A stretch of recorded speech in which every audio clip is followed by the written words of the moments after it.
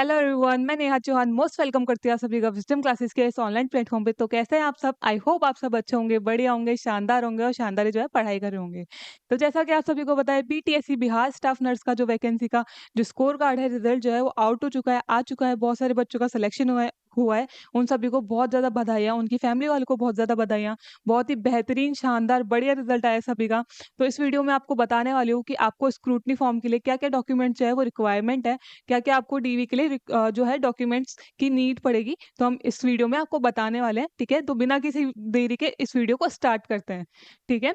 तो मैंने आपको पिछले वीडियो में बताया था कि कैटेगरी के हिसाब से आपको कितने मिनिमम क्वालिफाइड मार्क्स चाहिए होंगे, ठीक है? जैसा कि मैंने आपको बताया था, जनरल, ईडब्ल्यूएस और अदर स्टेट में अगर आप आते हो, जैसे कि राजस्थान, एमपी, यूपी में अगर आप आते हो, तो 40% आपको जो है मिनिमम क्वालिफाइड मार्क्स आपको चाहिए होंगे, ठीक है? अगर आप बैकवर्ड कास्ट में आते हो, क्लास में आते हो, तो आपको 36.5% जो है आपको लाने ज़रूरी है, तभी आप क्वालिफाइड जो है माने जाओगे, ठीक है? अगर आप ईबीसी में आते हो, तो आपको 34% जो है आपको लाने ही लाने पड़ेंगे, इससे कम लाते हो, ठीक है? तो आप जो है क्वालिफाइड नहीं होते हो, ठीक है? नॉट पास आपका जो है स्कोर कार्ड में दिखाई देगा। नाउ बात करें, अगर आप एसटी, एससी या फिर वुमेन की कैटेगरी में आते हो या फिर आप डिसेबल हो, तो आपको कितने मार्क्स लाने ज़रूरी है? 32% मार्क्स आपको लाने ज़रूरी है ओवरऑल 100 में से, ठीक है? तो मैंने आपको ये जो है फुल वीडियो आपको बताया था कि स्कोर कार्ड को कैसे डाउनलोड करना है, आपकी जो मिनिमम क्वालिफाइड मार्क्स कितने रहने वाले हैं कैटेगरी के हिसाब से, और आपकी फाइनल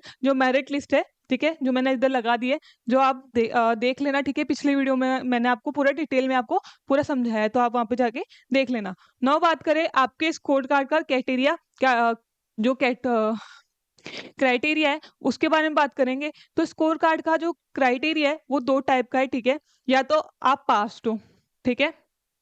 या तो आप क्या हो? पास्ड हो। अगर आप पास्ड हो मतलब कि आप क्वालिफाइड हो, ठीक है? या तो आप पास्ड हो या फिर आप नॉट पास्ड हो, ठीक है? या फिर आप नॉट क्वालिफाइड हो, ठीक है?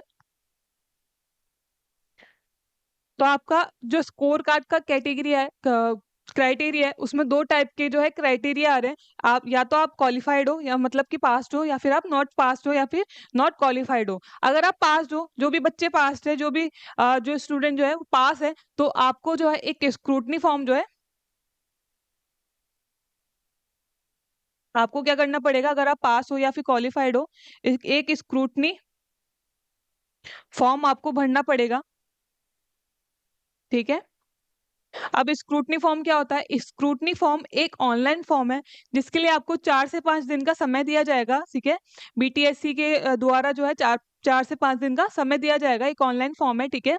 अगर आप पास हो तो आप तब भर सकते हो, अगर आप क्वालिफाइड नहीं हो, ठीक है, नॉट पास्ड हो, तो आप जो है ये फॉर्म भर नहीं सकते। अब ये क्या होता है उसके बारे में समझेंगे, ठीक है? जब आपने एप्लीकेशन फॉर्म भरा होगा, ठीक है? जब आपकी शादी नहीं हुई होगी, ऐसे समझते हैं एग्जाम्पल के तौर पे, कि अगर आपकी जब आप एप्लीकेशन फॉर्म भर रहे होंगे, तो आपने जो है शादी नहीं की होगी, पर अब अभी आपकी सिलेक्शन के बाद में शादी हो गई है, ठीक है? तो आप स्क्रूटनी फॉर्म जब भरोगे, ठीक है? तो वहाँ पे क्या करना है, आपको मैरिज सर्टिफिकेट जो है वहाँ पे आपको अपलोड करना है, या फिर आपके बच्चे जो है तब नहीं थे एप्लीकेशन फॉर्म के टाइम पे, और अब जो है बच्चे हो गए हैं, एक बच्चा हो गया है, तो आपको जो है वहाँ पे स्क्रूटनी फॉर्म के अंदर फिल करना पड़ेगा कि नंबर ऑफ बेबीज आपके कितने हैं, या फिर आपका जो है नेम जो है इनकरेक्ट हो गया हो, ठीक है? अमन की जगह कुछ और जो है किसी ने लिख दिया हो, ठीक है? जब आप ई मित्र वाले के भर रहे होंगे फॉर्म, या फिर आपकी मदर का नाम या फिर फादर का नाम जो है वो गलत लिख दिया होगा, तो स्क्रूटनी फॉर्म में एज अ करेक्शन के तौर पे आप जो है फिल कर सकते हो। तो ये ही जो है स्क्रूटनी फॉर्म है, ठीक है? समझ गए? तो हमारे जो है 2 क्राइटेरिया हैं, ठीक है? किसके? हमारे स्कोर कार्ड के जो है 2 क्राइटेरिया हैं, एक तो पास और एक नॉन पास। पास का मतलब है आप जो है क्वालिफाइड हो, ठीक है? स्कोर कार्ड के अंदर आपके या तो क्वालिफाइड लिखा आएगा, या फिर आपका क्या लिखा आएगा? पास, ठीक है? तो अगर आप पास्ड हो तो आपको स्क्रूटनी फॉर्म जो है भरने को दिया जाएगा। ये एक टाइप का ऑनलाइन फॉर्म है, जिसके अंदर आपको जो बीटीएससी जो है वो आपको 4 से 5 जो है दिन दिए जाएंगे स्क्रूटनी फॉर्म को भरने के लिए। बहुत ही आराम से भरना, गलती नहीं करनी है इसके अंदर बिल्कुल भी, ठीक है? और स्क्रूटनी फॉर्म भरने के बाद में आपको जो है डीवी करवाई जाएगी, ठीक है? देन उसके बाद में अगर आप क्वालिफाइड नहीं हो, तो आप ये फॉर्म जो है आप नहीं भर सकते हो, ठीक है? जो स्क्रूटनी फॉर्म है आप नहीं भर सकते हो, ठीक है? नाउ नेक्स्ट बात करें, ठीक है? इंपॉर्टेंट डॉक्यूमेंट्स क्या क्या लगने वाले स्क्रूटनी फॉर्म के अंदर, ठीक है, डीवी के अंदर कौन कौन से जो है इंपॉर्टेंट डॉक्यूमेंट्स कौन कौन से लगने वाले उसके बारे में बात करेंगे।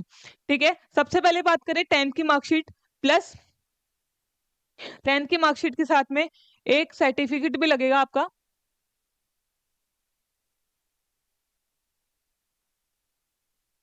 ठीक है, एक सर्टिफिकेट भी लगेगा आपका। ठीक है, 10th की मार्कशीट के साथ में एक प्रमाण पत्र लगेगा। अब वो प्रमाण पत्र कहाँ से लाओगे आप?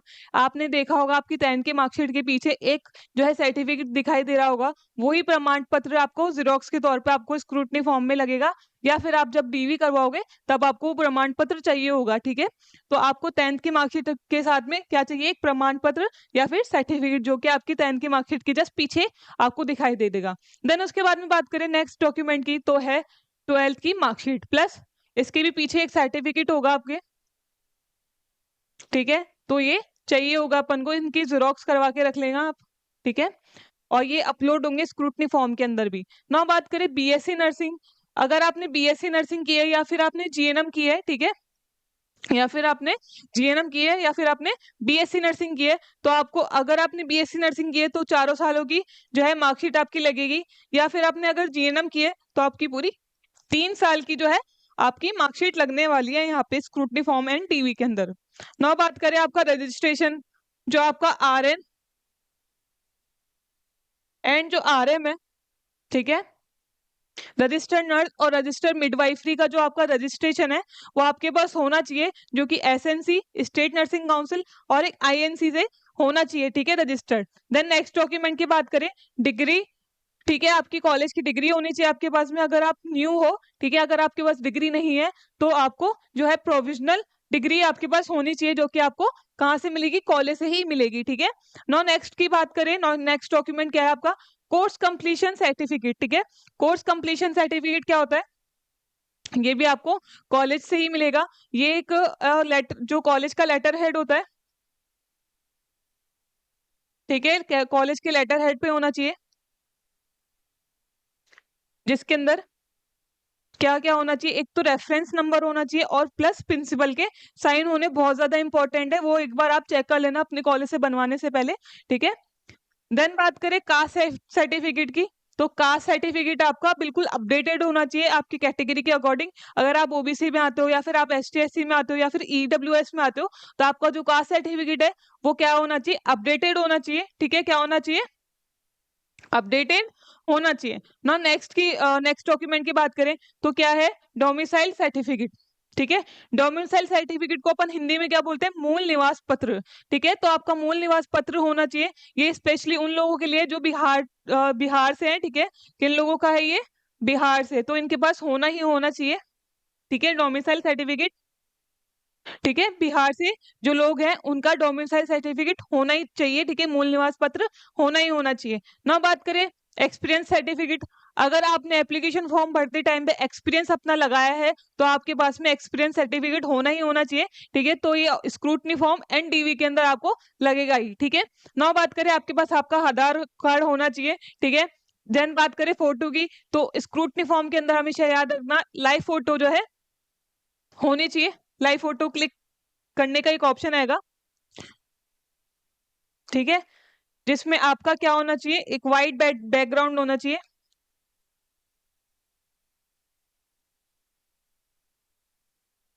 क्या होना चाहिए? एक व्हाइट कलर का बैकग्राउंड होना चाहिए और फिजिकल 4 फिजिकल फोटो भी आपकी डीवी में लगने वाली है। ठीक है, याद रखना, फोटो जो है लाइव फोटो आपकी ऑप्शन आता है स्क्रूटनी फॉर्म जब आप भरोगे, तो एक लाइव फोटो का ऑप्शन आता है, जिसके अंदर आपको क्या करना है? व्हाइट बैकग्राउंड, आपका पीछे का जो बैकग्राउंड है वो व्हाइट होना चाहिए उस लाइव फोटो के अंदर। नाउ नेक्स्ट बात करें, आपके सिग्नेचर होने चाहिए आपके।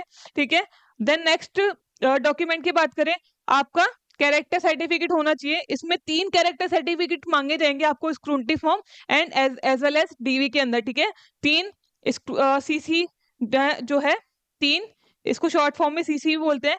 3 आपकी कैरेक्टर सर्टिफिकेट जो है आपको जो है चाहिए होंगे। एक तो होगा, ठीक है, 3 आपको यहाँ पे मैं समझा देती हूँ आपको। 3 सीसी आपको चाहिए। ठीक है, फर्स्ट जो है आपको कॉलेज से बनवाना पड़ेगा, कॉलेज से आपको मिलेगा। देन आपको जो 2 हैं, दोनों जो है गैजेटेड ऑफिसर से,